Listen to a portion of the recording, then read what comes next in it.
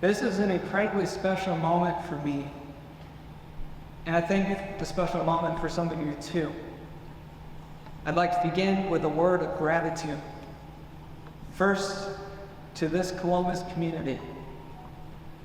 Many of you, 9 years ago, were praying for me while I remained in a non-induced coma. You guys were just waiting for me to wake up, and you were crying out to God for His mercy, and I'm happy to report today that He's answered those prayers in extraordinary ways. I'd also like to give a special thanks to Keith Maddox, Logan Skinner, and Rick Peterson at Bridge FM for their heartfelt ministry in this area. And I'd also like to thank Brian Blair at the Republic newspaper for his excellent journalism and his documentation of my story from its inception over the years. And of course, I'm very grateful to my alma mater, Columbus North High School, Paul Ferguson, Dean Ferguson, Coach Ferguson, and the people that helped me today. That was Elizabeth, Justine, who's the director of the auditorium, and I met her today, Madeline, is that right? Madeline, that's my name. And so thank you for all of that as well.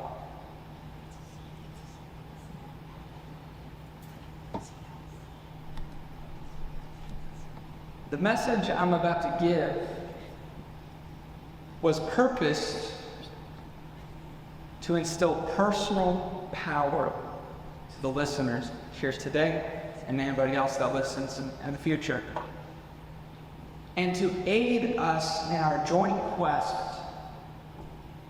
to find subjective peace in an objectively non-peaceful world. Yes,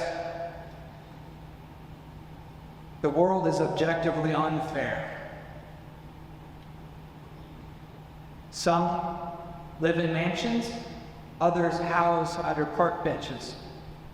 Some run marathons, while others muscle a wheelchair. Some write books, while others can barely read. Most live to their 70s, some die in their 20s, and many die as babies. Someone else's vacation spot is another's nightmare. Woe is the objective life, how she's never been fair. It was 9 years ago today, almost to the hour, well, a few hours off, but during my senior year at Columbus North High School, I was leading a Bible study during lunchtime just a few houses away from this building, just across the street. I led these studies once a week with a few dozen other high school students. I was permitted to do these during both lunch hours. And so this study in particular was the last study I was going to do in preparation for my senior project, which was entitled Why I'm Not a Christian, a play on Bertrand Russell's book, which is actually him explaining why he's not a Christian. I'm answering Christianity's toughest questions with local pastors and the dean of the college I was about to make today.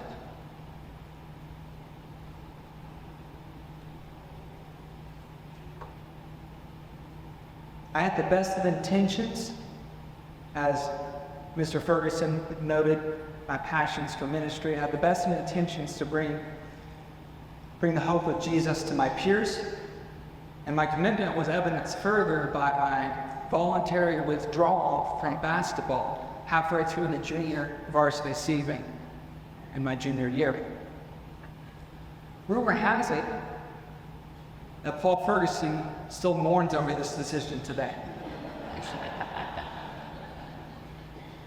I had given up what I call an objective vision of basketball greatness and surrendered to a subjective vision for a life after God. I started a blog about my devotions. I spoke on the radio with local pastors at WYTS here in town with our dearly beloved Jen Hudson, who passed away, unfortunately. It was wonderful to be a part of that. I witnessed the teammates and classmates at North, and I listened to countless sermons and lectures by talents like John Piper, R.C. Sproul, and Timothy Keller. Overall, I was trying to fill my palate with beautiful colors.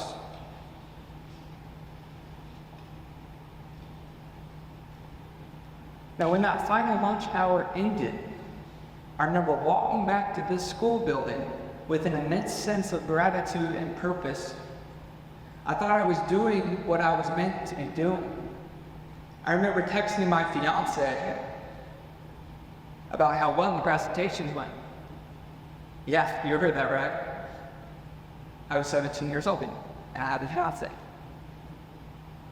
Her name was Chelsea, and she's now my wife. She was 19, I was 17, but that didn't stop me from asking her hand in marriage before our worlds turned upside down. See, I used to think that I was the one painting my life.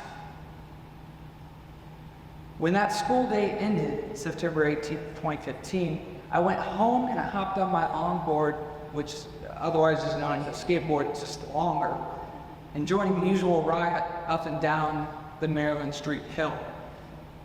The weather outside was great. My ministry goals were set, my marital vision locked in, and the life I thought I was painting, picture perfect.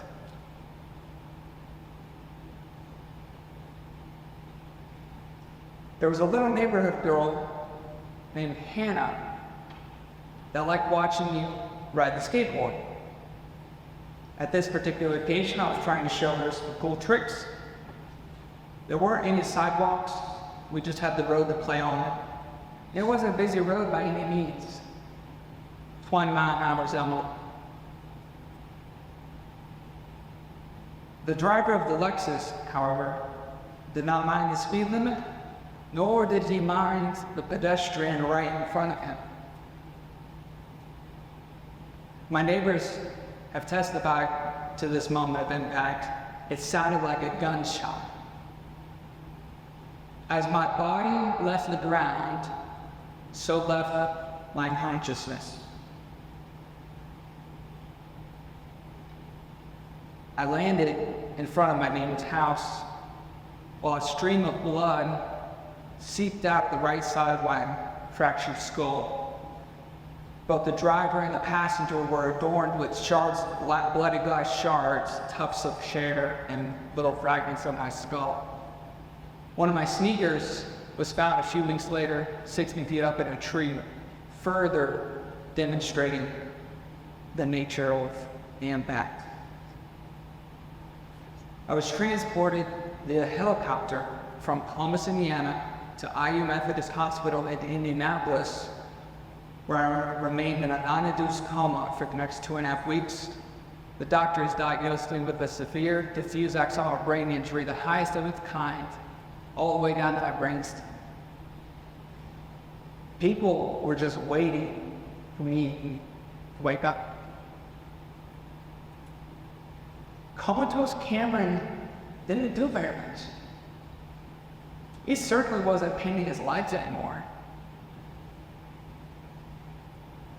Other people actually started painting for me. In specific, the doctors started painting a grim portrait of their own. He'd be a vegetable the rest of his life. But if he did wake up, he'd have the mental capacity of an 8-year-old, a little child. Society painted a grim portrait as well, a life of diminished expectations, a life constrained by a brain injury, and a life defined by my inability to do the things I used to be able to do. However, some of you here today, tonight, in this Columbus community, thankfully, were reaching out to a greater Peter to see what he could do with all of this.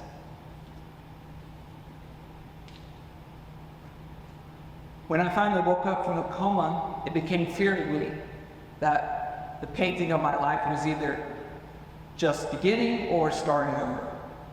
See, I had to relearn just about everything when I woke up. How to walk, how to talk, how to do basic arithmetic all over again. Like an Etch-a-Sketch, the brain injury shook my brain, shook the canvas of my life clear again. I had to start over. Nevertheless, I worked very hard, and my physical recovery progressed rapidly. I went from a wheelchair to a walker in about a week, and from a walker to a gait belt in about a month, and from a gait belt to starting seminary in Louisville, Kentucky at the start of the new year in 2016. It soon became clear that the painting of my life wasn't finished yet because I wasn't finished yet. Chelsea understood this way. Many people were expecting her to leave me. We were very young, and she had a whole life ahead of her. But there she was, by my bedside at the hospital every day while I was in a coma, sleeping on the floor, barely eating food, and experiencing the incalculable amounts of grief that most people didn't even realize. Randy and Julie, Chelsea's parents, tried to comfort her with these words. Chelsea, we understand if you don't want to be with him anymore. But we want you to know that Cameron still didn't matter.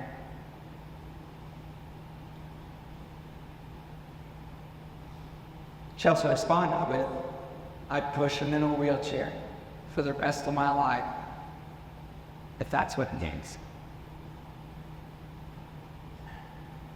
She truly loved me, not for what I looked like, objectively. I mean, when she first met me, I had the nastiest, clear-throated braces and the pimpliest of faces, but somehow she was still drawn to me. Chelsea saw beyond the objective problem and held on to a subjective person.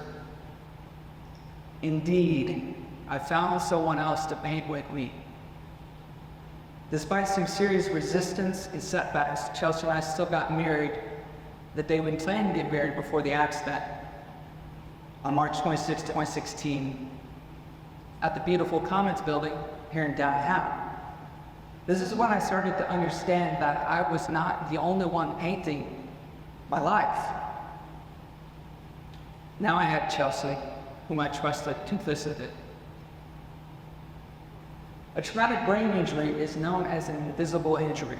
So while my physical recovery progressed rapidly, I was making amazing external strides, my internal recovery told, and I had lots of issues, as a lot of people with traumatic brain injuries do, that other people just don't see, and they don't understand. So speech issues, cognitive issues, and the worst possible the unpredictable issues, and the unprovoked suicidal desires that haunted me for nearly every day for a solid 3 or 4 years after the accident. Notwithstanding the desires to die,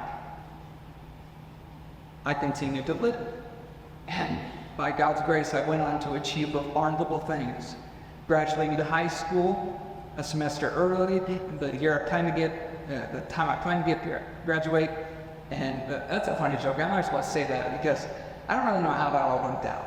Because here I was in a coma, I wake up and I go through rehab, I get out, I come home, and they send a tutor to my house to follow me through with this. And they're like, here's a few assignments, and like a few weeks later I get my diploma. And so I don't know if I really graduated high school. So maybe all these other degrees are null and void. But no, that's why I went into the remarkable thing. Grad school and then graduate college in 2018, the same year Chelsea graduated, so I caught up to her.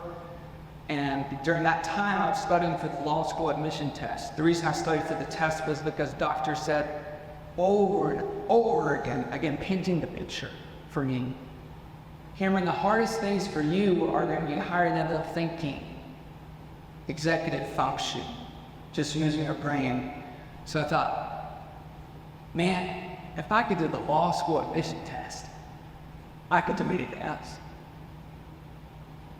I spent like 6 months studying for it while taking classes at seminary, and God had us work to get into a great law school, the Indiana University Maurer School of Law in Wilmington, Indiana. And it's interesting because I thought I could do the test, I could do anything else, and I did pass the test. I kind of did go on to do everything else.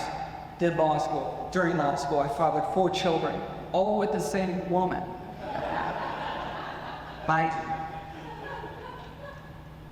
And 3 of them were triplets, so graduated law school, took the bar exam, passed the bar exam, licensed in Indiana and Kentucky, working personal injury law to help other people with traumatic brain injuries just like myself. And I worked for the same attorney who worked my case 8 years ago. So today is a full circle moment, me coming back on board exactly the day 9 years later when the accident happened. And then me becoming a personal injury lawyer with the same attorney who worked my case is another full circle moment. God's just been really mysterious and clever with all this stuff, and I'm very happy to praise Him for it. And now today, as presumably all of you know, I am a published author of a multidimensional personal memoir, which is a very personal, reflective memoir that combines philosophical and theological musings that are paired with poetry and fictional prose. It's a complex but prodigal book, and it's a book written for people like you, people like me.